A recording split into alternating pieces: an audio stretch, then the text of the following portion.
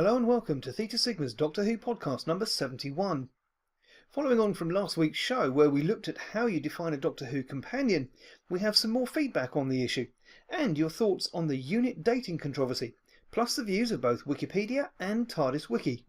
So, if Sarah Jane Smith comes from 1980 but the Brigadier retired in 19...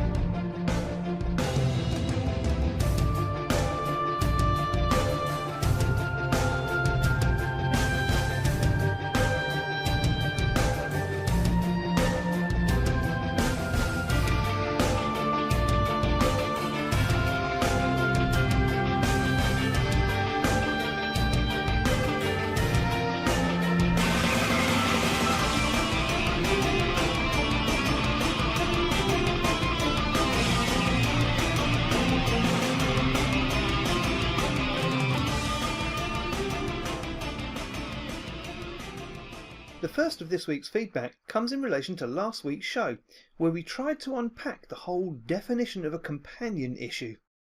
Come here, you scrumptious little beauty.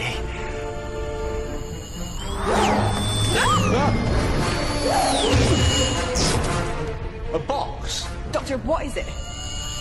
I've got mail. First to comment was Robert Curd, who said, "Good show, really thoughtful.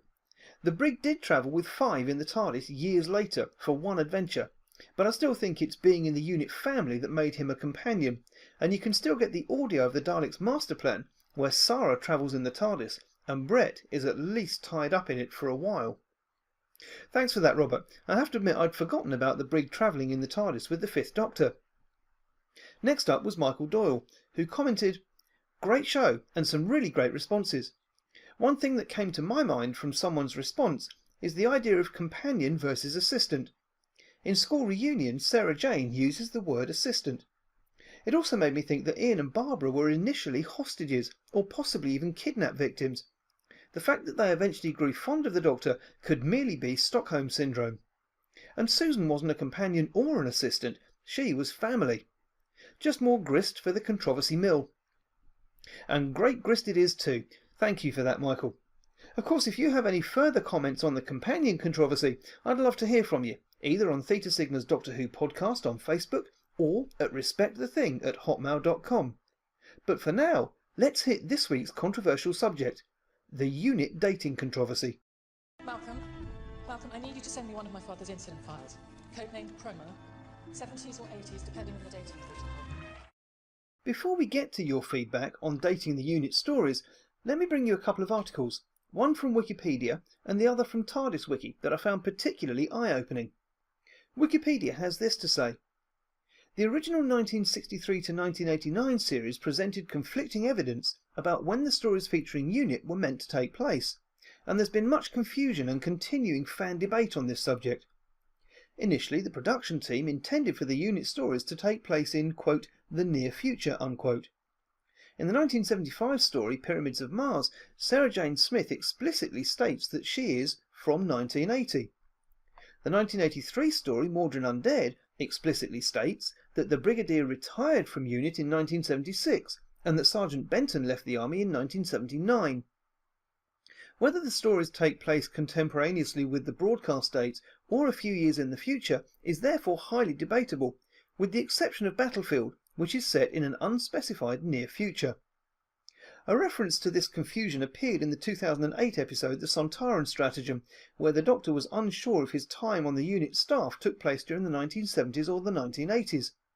Similarly, an episode of the Sarah Jane Smith adventures displayed a unit file on Sarah Jane Smith which says, "The service quickly expanded making our presence felt in a golden period that spanned the 60s, 70s and some would say the 80s.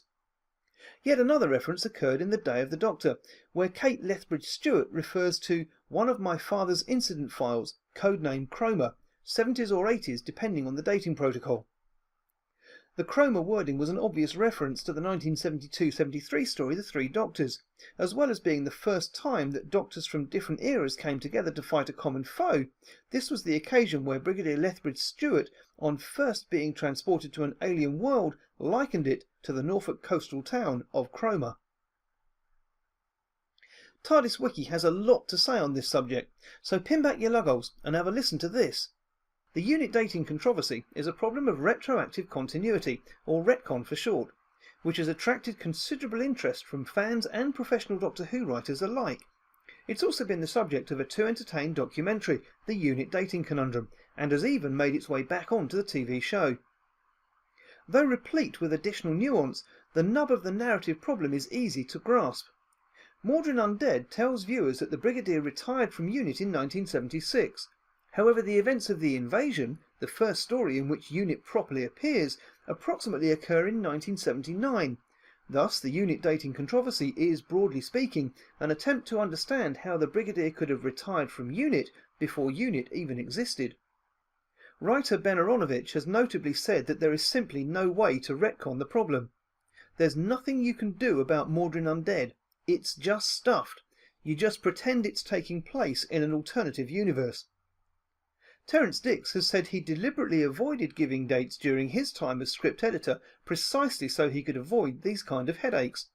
Consequently, the biggest period of unit involvement, the Third Doctor era, has only comparatively mild contributions to the dating controversy. No television story actually featuring UNIT gives a clear year. Day of the Daleks comes close. It implies at one point that Joe Grant had just said the year, but Terence Dix was keen to keep the dating deliberately vague. The problem, which arguably should be called the Brigadier dating controversy, exists primarily because of two appearances of Alistair Gordon Lethbridge-Stewart when he wasn't employed by UNIT.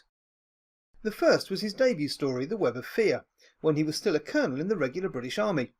Here he meets the Second Doctor, Jamie and Victoria, and crucially Professor Edward Travers.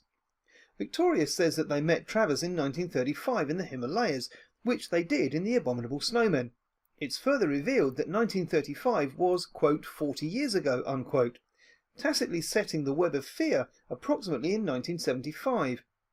In a later adventure called The Invasion, the Second Doctor again encounters the newly promoted Brigadier Lethbridge-Stewart. The Brigadier says that their last meeting was 4 years ago now, ostensibly putting The Invasion approximately in 1979. Viewers got no dialogue with a firm year for the whole of the Third Doctor's era. In Pyramids of Mars, however, it is claimed several times that Sarah Jane Smith is from 1980, and they briefly revisit the year. Since she was the Third Doctor's final companion and spent a good deal of time at UNIT, this has some implication for the theoretical date of UNIT stories set in seasons 11 to 13. It's not particularly clear what to make of the statement.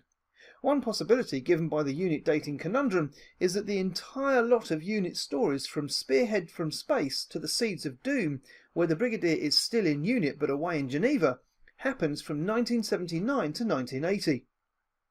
Another possibility is that she may just be speaking imprecisely. Whatever the case, her statement is not a clear violation of the continuity established by the Web of Fear. It does, however, indicate that the following contemporary stories of the android invasion and the Hand of Fear would have to take place in or after 1980, as Sarah encounters Harry Sullivan and leaves in the two stories respectively. The Seeds of Doom does not necessarily have to fit here. What breaks UNIT dating is Mordrin Undead. This story firmly and explicitly has the Brigadier retiring from UNIT in 1976, the year the Seeds of Doom came out. The Fifth Doctor confirms that a year later from the retirement is 1977, which offers viewers no wiggle room whatsoever. Because it's flatly impossible to have the Brigadier retiring before he's even become the Brigadier, a fundamental discrepancy indisputably exists in televised Doctor Who narratives. But there are other problems with the UNIT timeline as well. Aside from the aforementioned problems with Mordrin Undead, the story also tells viewers that Sergeant Benton left UNIT in 1979. This only adds to the overall UNIT confusion, since viewers saw him being quite actively employed by UNIT in 1979, during the events of the invasion. Since the viewers also see Benton come back after the invasion, it's harder to swallow this Mordrin undead line. At the time of the Third Doctor's regeneration in Planet of the Spiders and Robot, Sarah has a UNIT pass which reads 1974. The Sarah Jane Adventures story, Whatever Happened to Sarah Jane, shows Sarah Jane Smith as a 13-year-old girl in 1964. That would imply that Sarah Jane met the Doctor in her early 20s, Elizabeth Sladen's real age at the time. Similarly, in Invasion of the Dinosaurs, Sarah explicitly states her age as being 23. Though not a part of the original televised UNIT dating controversy, the Sarah Jane Adventures deepens the problem. Jo says that in 1926 it's about 40 years earlier than her own timeline. What exactly she means by her own timeline is ambiguous. If it means her present day, then the Third Doctor UNIT stories take place in the 1960s. On the other hand, if she's talking 40 years from her birth, then her present day would be 60-odd years later, since she's in her early 20s with the Third Doctor. However, since she's only approximating about 40 years, it's difficult to draw any firm conclusions from her statement. The difficulties of her statement are made worse by the fact that one of her character traits is an ineptitude for maths and science. She could simply have got her sums wrong. In A Girl's Best Friend, Lavinia Smith tells Sarah Jane that the crate containing K9 Mark III arrived in 1978. Other parts of the story specify that Sarah Jane has been back on Earth for some time, and she was working on Earth when the box arrived. This would place the relevant UNIT stories in the mid-1970s at the very latest. In the 2007 Sarah Jane Adventures story The Lost Boy, a page from Sarah Jane Smith's UNIT dossier is clearly legible on screen. In the following sentence, we read, "UNIT quickly expanded, making our presence felt in a golden period that spanned the 60s, 70s, and some would say the 80s. This is part of the UNIT tie-in website that started in 2005. And there are yet further details that confuse the picture even more. Some stories include calendars, but these can contradict one another. The Green Death features two such references. One calendar, that in the colliery office, says that the story is set in February in a leap year, when the 29th of February falls on a Sunday. 1972 is the only one in the 60s to the 90s. However, it's clearly mentioned in the dialogue that the mine has been out of action for a year. The other, at Global Chemicals, says April. In the Android Invasion, the calendar in the pub gives the date very clearly as Friday the 6th of July. In 1975, the 6th of July was a Sunday. The nearest years in which that date fell on a Friday would have been 1973, 79, 84 and 1990. The Prime Minister in the Green Death, who is only ever seen obliquely, is named as Jeremy, meaning Jeremy Thorpe of the Liberal Party, which jokingly implies he was going to win the 1974 general election. That would set the story in late 1974 at the earliest, a year after the story had aired. Where politics are concerned, the stories offer a picture very different from when they were transmitted. Jeremy Thorpe was Prime Minister in the Green Death, which he never was in real life. There is a female Prime Minister in 1975's Terror of the Zygons, 4 years before Margaret Thatcher attains the position. The BBC's website claims this Prime Minister is Shirley Williams, who was never even a party leader in real life. The United Nations is more interventionist than its 1970s real-life counterpart, whilst the Cold War at times is on the verge of turning into World War III in 2 stories. However, by Invasion of the Dinosaurs and Robot, the Cold War is over. In Battlefield, Brigadier Lethbridge Stewart refers to the King in a near future, but this could just be a figure of speech, as Lethbridge Stewart is old enough to remember when there was a last male monarch on the throne. Mao Zedong is implied to be alive at the time of 1971's Mind of Evil, or is at least referred to by Fu Peng as our chairman. In real life he died in 1976, which would date the story before that. The stories don't usually predict the future fashions or technology, except when it's central to the plot. The result is that the stories look very strongly like the 1970s. An exception is The Invasion, where the fashions deliberately don't jibe with then current fashions, suggesting a near-future setting for that particular story. In the 1970 serial The Ambassadors of Death, Sergeant Benton comments that the distress signal SOS was done away with years ago. In the real world, the SOS code was replaced as the standard distress signal in 1999. The Road Fund licence, or the tax disc, on the Doctor's Roadster Bessie in Robot is dated to expire in April 1975. All registration year letters on the number plates of fairly new cars in the programmes made in the early to mid-1970s are contemporaneous. 2 years before Sarah Jane Smith was travelling with the Fourth Doctor, Britain had a space defence station for alien attacks and space freighters, implying they're taking the freight somewhere else, that could reach Jupiter. On the occasions that money is mentioned, most amounts given correspond to those in use at the time. 1970s Doctor Who and the Silurians features pre-decimal currency, when a taxi driver asks the master for 7 and 6, i.e. 7 shillings and 6pence, while Sarah Jane Smith needs only 2 pence for a call from a public telephone box in 1976's The Seeds of Doom. In real life, the UK adopted decimal currency in 1971 and was subject to significant inflation. The technology displayed on occasion is more advanced than reality. The United Kingdom has a fully functional space program that sends missions to Mars and Jupiter in the Ambassadors of Death and the Android Invasion. Laser guns are in development in 1974's Robot and then used by UNIT in the Seeds of Doom. Many of the science establishments seen are engaged in extremely advanced research, and there are 2 artificial intelligences, the first created in the late 1960s in the War Machines and then the Green Death. Most of this technology is not seen in episodes set in the 1980s and onwards. The Invasion has video phones being used at International Electromatics and by the Ministry of Defence's Major General Rutledge. In The Claws of Axos, aired 3 years later, there's a video phone conversation between Mr. Chin and the British Defence Minister. The characters appear to be using standard technology.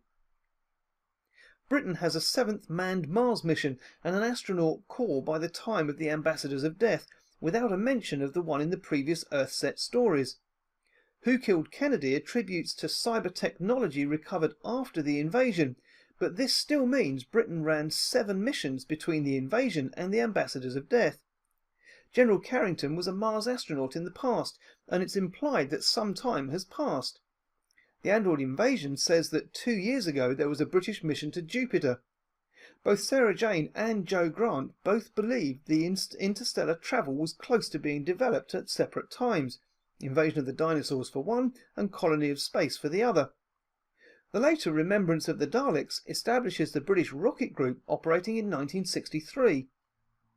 The Dying Days has the Mars probe series go up 13 probes by the late 1970s and a 14th Mars probe sent in 1997. However, by the time of the Christmas Invasion, aired in 2005 and set in 2006, the British government is boasting about sending an unmanned satellite. In Death of the Doctor, aired in 2010 and set around that time, UNIT have a moon base and their own rockets, and By the Waters of Mars, aired in 2009 but set in 2059, humanity still hadn't perfected interstellar travel. A Mars base is a highly significant achievement, and Britain lacks a space programme at all. The BBC has a 3rd channel, BBC Three, in 1971's The Demons. In 1971 the BBC had only 2 channels, although they aspired to launch a 3rd channel in subsequent years. The actual BBC Three, a digital television channel, wasn't launched until 2003. In Battlefield, made in 1989, we find ourselves set in an unspecified near future. The Brigadier has retired from teaching for a few years. He's not many years older than he was in Mordrin Undead, but he's now married, when he lived alone in Mordrin. Major Husek is from Czechoslovakia rather than the Czech Republic or Slovakia, but there are also £5 coins, and the Brigadier refers to the King. In the Sontaran Stratagem, the Doctor says he works for UNIT in the 70s, or was it the 80s, a reference to this particular controversy. The 5th Doctor likewise referenced the controversy in audio in The Gathering, when he requests that Alan Fitzgerald not ask him when he was employed by UNIT. the Brigadier appears in TV's The Enemy of the Bane, an episode dated as occurring around the year 2009, based on its setting within the recent Whoniverse, that is. However, the Brigadier is considerably aged for someone who, based on other evidence, would have been active in UNIT only 20 years earlier. In particular, the Brigadier is considerably older than he was in Battlefield, yet stories contemporaneous to Enemy of the Bane establish that the Queen is still on the throne. In The Day of the Doctor, Kate Stewart asks for one of her father's files. She says it may be filed under the 70s or 80s, depending on the dating protocol used, a clear reference to the UNIT dating controversy. No more is said on screen to explain this so-called protocol, or how it works. Jenkins? Yeah. Shut for the wings there. 5 rounds rapid.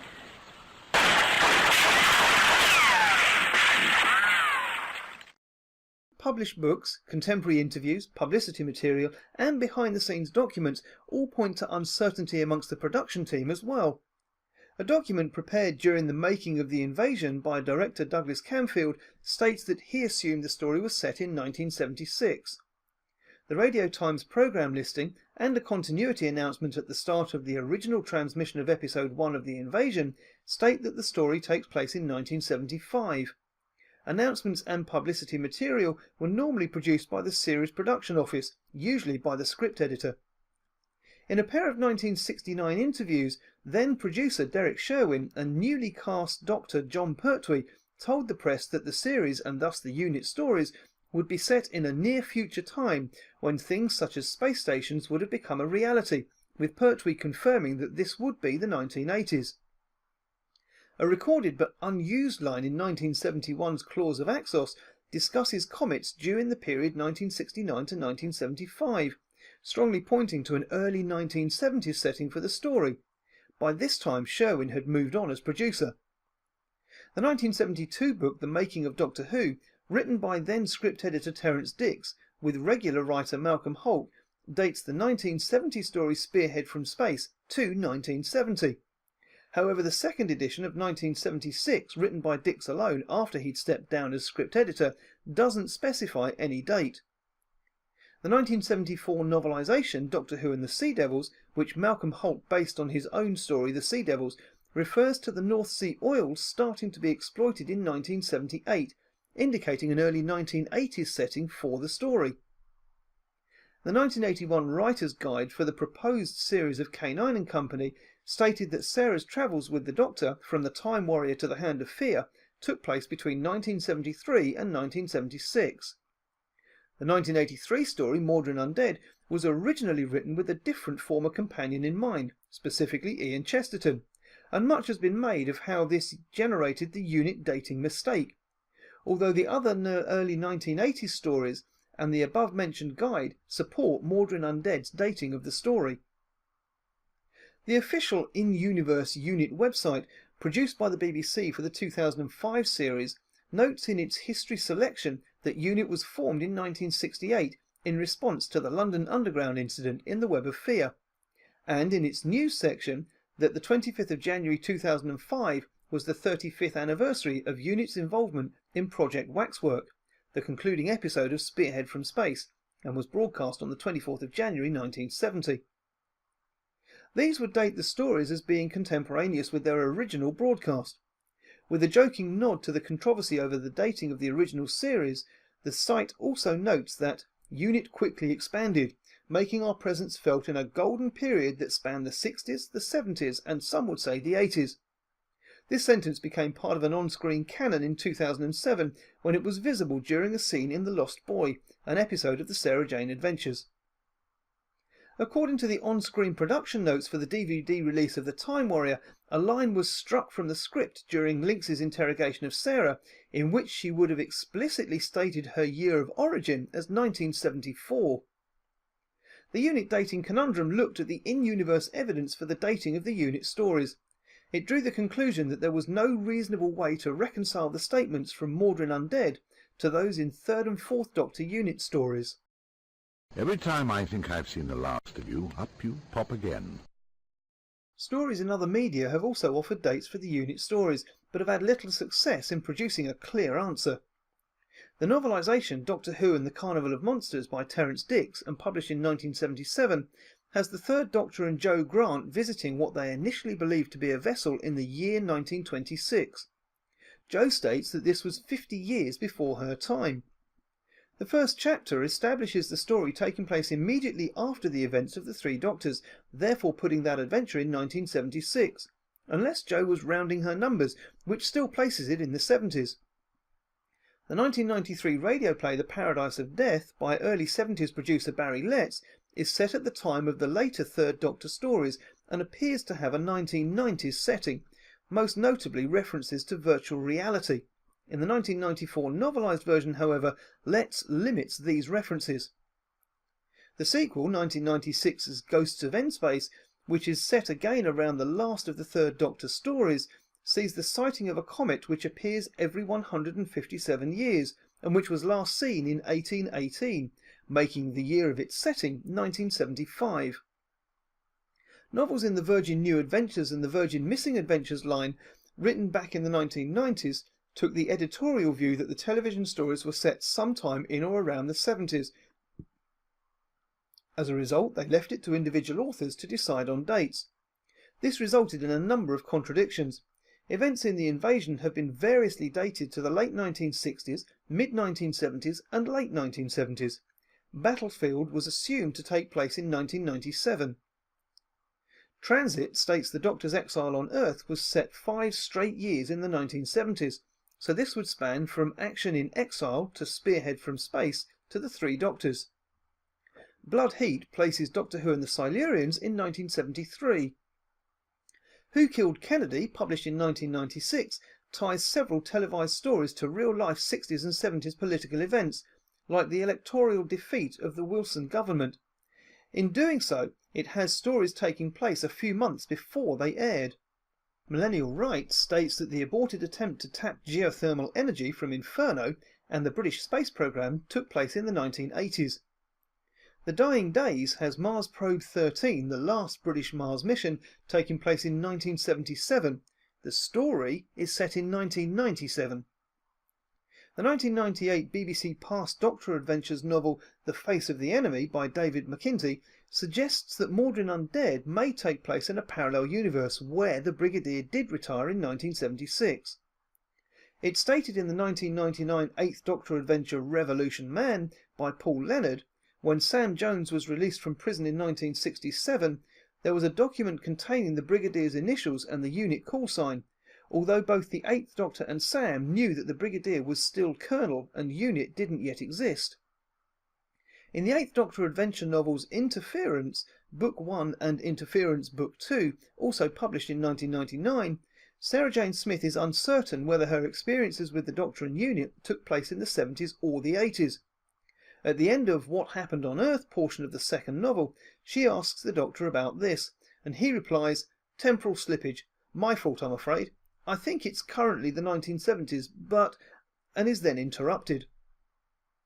In the Big Finish Productions audio play The Coup, released in 2004, now General Sir Alistair Lethbridge Stewart states that UNIT has been fighting alien invasions for 40 years, and that he put down a Silurian base 30 years before, although he's likely to be rounding up. There's no indication as to which year the coup takes place, but the following, The Longest Night, says that ICIS's Captain Andrea Winnington, born in the 1980s. This would place it in the late 2000s at the earliest. The IDW publishing comic The Forgotten, first published in 2008, shows the Third Doctor during his exile on Earth, dated 1972. The Fourth Doctor audio dramas, The Valley of Death and The Poseidon Adventure, have the Brigadier in charge of UNIT, but absent in 1979. The IDW comic Prisoners of Time, first published in 2013, places the Third Doctor and Sarah Jane segment in 1974. It also establishes the Cold War, or at least the Great Britain being under constant threat of mutually assured destruction, as ongoing, and has the Whomobile, which first appeared in the 1974 television story The Invasion of the Dinosaurs, taken out of mothballs so it can quickly reach UNIT's sea base.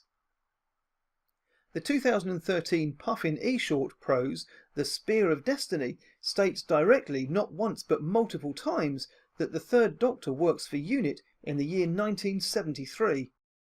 Doctor? No, that's too much of a coincidence.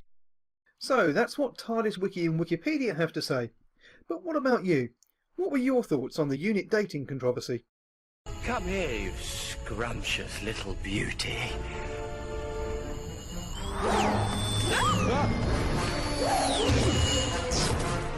A box? Doctor, what is it? I've got mail. Bungo Hoover said, "If William Russell had been available for Maldron Undead, we wouldn't be in this mess."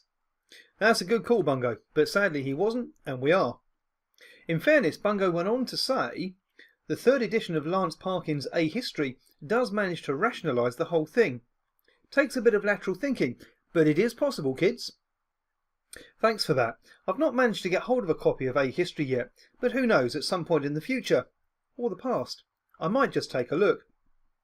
Next up was Barry Ricks. He said, "When Unit was first featured in Who, the stories were always understood as being set about 10 years in the future. Then with Pertwee's later series and then Tom Baker, this was dropped to modern day." Thanks, Barry.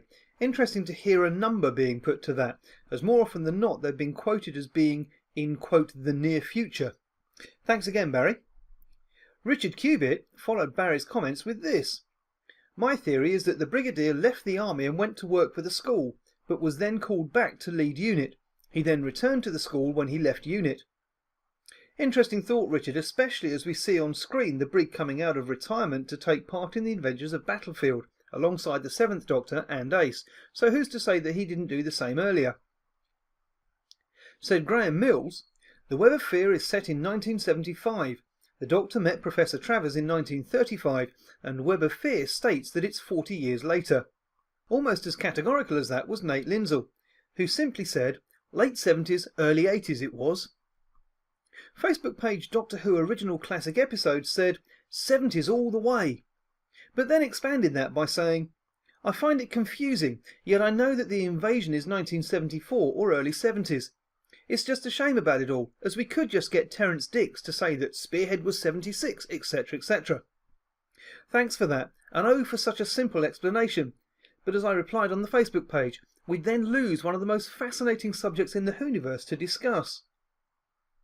Paul M. Blackhurst said, "80s, possibly because Sarah Jane tells Marcus Scarman that she is from 1980. But continuity was never the writer's strong point, because if that's the case, the Time Warrior must have been set pre-76. And even if that's the case, it was always the understanding that the Third Doctor's time with Unit was set in the not-too-distant future, which makes it the 80s. Finally, Michael Doyle said this, "The sad thing is that the whole controversy only came about due to carelessness. Script editors and showrunners back in the early days didn't pay enough attention to dates. The invasion was supposed to be in the future, but then the future arrived because the show kept going. Also, the Unit issue isn't the only dating controversy. There are a lot of examples where some stories supposedly happened before others, but couldn't have because of other storylines. Personally, at this point I don't think it can be fixed, and I do enjoy the humorous way that current seasons have been dealing with it, such as the 10th Doctor telling Doctor that he can't remember when it was, and Kate Stewart basically saying it depends on how the data was stored."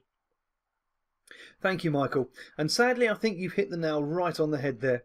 I'm not sure this particular controversy will ever be solved completely satisfactorily. I did, however, take a look at a link that Michael shared, and for those of you out there that would like as neat and tidy a timeline to the Unit adventures as possible, do go over and check out DoctorWhoChronology.com and see what you make of their answer. Oh, goodbye, my dear chap. I must say I've had the time of my lives. And that's all for this week. Once again, thank you not only for tuning in, but also for your contributions to this week's show. It's always fascinating to hear what you, the listener, have to say, and do please keep your thoughts coming in. Next week, in the third of our controversy series, we'll be taking a look at the question, what is Doctor Who canon? With Doctor Who appearing in several media at the current time, including television, audio, comic strip and books, what do we consider to be canonical Doctor Who?